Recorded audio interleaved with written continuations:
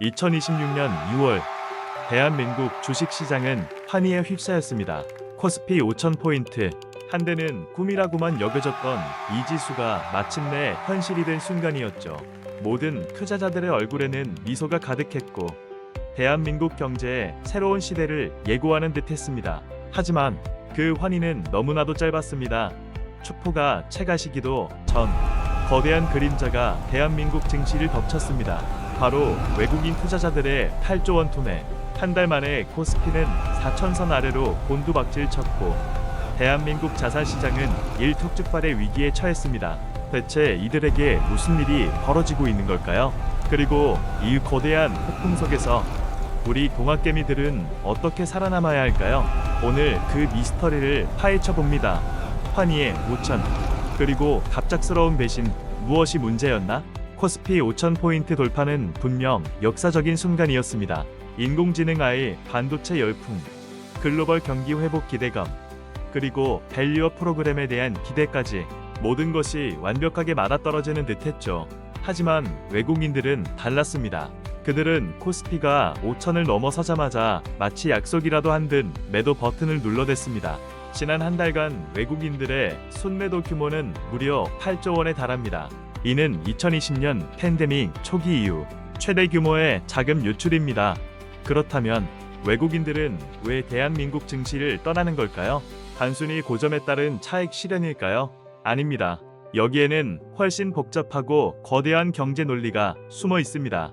우리는 지금 세 가지 거대한 폭풍의 한가운데 서 있습니다. 첫 번째 폭풍, 바로 엔저입니다. 일본 엔화 가치가 끝없이 추락하면서 외국인 투자자들은 상대적으로 덜 매력적인 한국 시장을 떠나 일본으로 향하고 있습니다. 엔저 현상은 단순히 일본 경제에 좋은 것만을 의미하지 않습니다. 일본 기업들의 수출 경쟁력을 극대화하여 한국 기업들의 수출에 직접적인 타격을 주고 있습니다. 똑같은 물건을 팔아도 일본 기업은 환차익 덕분에 더 저렴하게 판매하거나 더 많은 이익을 얻을 수 있게 되는 거죠. 외국인 투자자 입장에서는 한국 기업에 투자할 메리트가 떨어지는 겁니다. 일본 증시, 이른바 니케이 지수는 역사적 최고치를 경신하며 거침없는 상승세를 보이고 있습니다. 외국인 자금이 마치 물이 낮은 곳으로 흐르듯 엔저라는 거대한 중력에 이끌려 일본으로 빨려 들어가고 있는 겁니다. 두 번째 폭풍은 바로 미국 관세 리스크입니다. 트럼프 전 대통령이 재집권할 경우 모든 수입품에 일괄적으로 25%의 관세를 부과하겠다는 공약을 내세웠습니다. 실제로 지난 6월 초 한국산 일부 품목에 대한 관세가 25%로 전격 부과되며 우려가 현실이 되는 조짐을 보이고 있습니다. 만약 이 공약이 현실화된다면 대한민국은 물론 전 세계 무역 질서에 엄청난 파급 효과를 가져올 것입니다. 특히 미국 의존도가 높은 한국의 자동차, 반도체, 배터리 산업은 직격탄을 맞게 됩니다. 안 그래도 글로벌 경기 침체로 어려운 상황인데 관세 폭탄까지 맞게 된다면 기업들의 실적은 급감할 것이고 이는 결국 주가 하락으로 이어질 수밖에 없습니다. 외국인 투자자들이 이런 불확실성을 피하기 위해 미리 한국 시장에서 발을 빼는 것은 어찌 보면 당연한 수순인 거죠. 미래에 대한 불확실성이 커질수록 투자 자금은 안전한 곳을 찾아 이동하는 법이니까요. 세 번째 폭풍은 고금리 장기화입니다. 미 연방준비제도 패드는 최근 예상보다 높은 인플레이션 수치를 발표하며 기준금리 인하 시점을 다시 늦출 수 있다는 신호를 보냈습니다. 이는 전 세계적인 고금리 기조가 예상보다 훨씬 더 길게 이어질 수 있다는 의미입니다. 금리가 높다는 것은 투자자들이 위험, 자산인 주식 대신 이자 수익을 안정적으로 얻을 수 있는 채권이나 예금으로 돈을 옮길 요인이 커진다는 뜻입니다. 특히 미국 국채금리가 연 5% 이상을 유지하는 상황에서 변동성이 큰 한국 주식시장에 굳이 자금을 투입할 이유가 사라지는 거죠. 이른바 머니무브 현상이 가속화되는 겁니다. 안정적인 수익을 추구하는 대규모 자금, 즉 외국인 투자자들에게 고금리 장기화는 한국 시장을 떠날 명확한 이유가 됩니다. 이 세 가지 폭풍이 한꺼번에 덮치면서 코스피 5천선은 물론 4천선마저 위태로운 상황에 직면했습니다. 외국인들의 8조 원 순매도는 단순한 숫자가 아닙니다. 이는 국내 증시의 유동성을 빠르게 고갈시키고 투자 심리를 극도로 위축시키는 탈출 신호로 작용하고 있습니다. 실제로 지난 한 달간 코스피는 약 15%가량 하락하며 개인 투자자들의 불안감을 극대화했습니다. 상황이 너무나 급박했던 탓일까요? 주식시장에는 매도 사이드카가 연일 발동되고 있습니다. 매도 사이드카는 주가가 급락할 때 시장의 충격을 완화하기 위해 거래를 일시적으로 중단시키는 제도입니다. 이것이 반복적으로 발동된다는 것은 시장의 불안감이 얼마나 큰지를 보여주는 명확한 증거입니다. 마치 파도에 휩쓸려가는 배처럼 코스피는 지금 거대한 파도에 흔들리고 있습니다. 하지만 대한민국에는 언제나 위기를 기회로 만들었던 영웅들이 있었습니다. 바로 동학개미들입니다. 외국인이 떠난 자리를 메우기 위해 동학개미들은 다시 한번 뭉치고 있습니다. 외국인들이 8조 원을 팔아치우는 동안 동학개미들은 약 6조 원 가까이 손매수하며 시장에 버팀목 역할을 해주고 있습니다.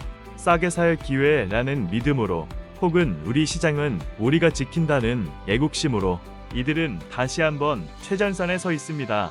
과거 코로나 팬데믹과 2008년 금융위기 때도 동학개미들은 외국인의 대규모 이탈 속에서 국내 증시를 지켜냈습니다. 이번에도 그들의 저력이 발휘될 수 있을까요? 문제는 이번 위기가 과거와는 다른 양상이라는 점입니다. 단순히 저가 매수의 기회라고 보기에는 외부 환경, 즉 엔처와 미국 관세 리스크, 그리고 고금리 장기화라는 거시적인 악재들이 너무나 강력합니다. 그렇다면 이 혼돈의 시기에 동학개미들은 어떻게 현명하게 대응해야 할까요? 단순히 사자를 외치며 뛰어드는 것만이 능사는 아닙니다. 첫째, 가치 투자에 집중해야 합니다. 단순히 싸졌다고 해서 무작정 사는 것이 아니라 기업의 본질적인 가치를 분석하여 장기적으로 성장할 기업에 투자해야 합니다. 지금처럼 시장 전체가 흔들릴 때 옥석 가리기는 더욱 중요해집니다. 둘째, 분산 투자는 필수입니다. 한 바구니에 모든 계란을 담지 말라는 격언처럼 특정 섹터나 종목에 몰빵하기보다는 여러 산업과 종목에 분산하여 투자함으로써 위험을 줄여야 합니다. 해외 주식이나 금, 채권 등 다른 자산군에도 눈을 돌리는 것도 좋은 방법입니다. 셋째, 환율 변동성에 대비해야 합니다. 환율이 1470원대를 위협하며 고공행진을 하고 있습니다. 원화 가치 하락은 외국인 이탈을 가속화할 뿐만 아니라 국내 기업의 수입원가 상승으로 이어져 물가 상승을 부추길 수 있습니다. 달러 자산을 일부 보유하거나 환해지 전략을 고려하는 것도 현명한 방법입니다. 넷째, 정보의 홍수 속에서 팩트를 선별해야 합니다. 유튜브와 각종 커뮤니티에는 수많은 정보와 소문이 넘쳐납니다. 매동매매에 휩쓸리지 않고 객관적인 경제 지표와 전문가 분석을 통해 자신만의 투자 원칙을 세워야 합니다. 돈벌쥐 채널처럼 신뢰할 수 있는 정보를 꾸준히 습득하는 것이 중요합니다. 외국인들의 대규모 이탈과 코스피의 불안정성은 우리에게 큰 위기감을 안겨주지만 동시에 대한민국 자산시장의 거대한 전환점을 시사하기도 합니다. 과거 부동산 불패 신화에만 갇혀있던 자산시장의 지형도가 이제는 주식과 배당, 그리고 다양한 투자 자산으로 분산되는 새로운 시대를 맞이하고 있는 것입니다. 정부의 밸류업 프로그램은 이러한 변화를 가속화할 촉매제가 될 수 있습니다. 기업들이 주주 가치 제고에 더욱 힘쓰고 배당과 자사주 매입 소각 등을 통해 적극적으로 주주들에게 이익을 환원한다면 한국 증시는 외국인 투자자들에게도 다시 매력적인 시장으로 거듭날 수 있을 겁니다. 지금은 분명 어려운 시기입니다.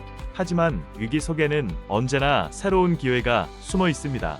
우리는 이 폭풍 속에서 더욱 강해질 것이며 더 현명한 투자자로 성장할 것입니다.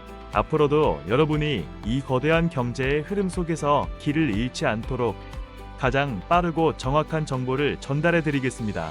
다음 시간에도 흥미로운 경제 이야기로 찾아오겠습니다. 구독과 좋아요, 알림 설정 잊지 마세요. 감사합니다.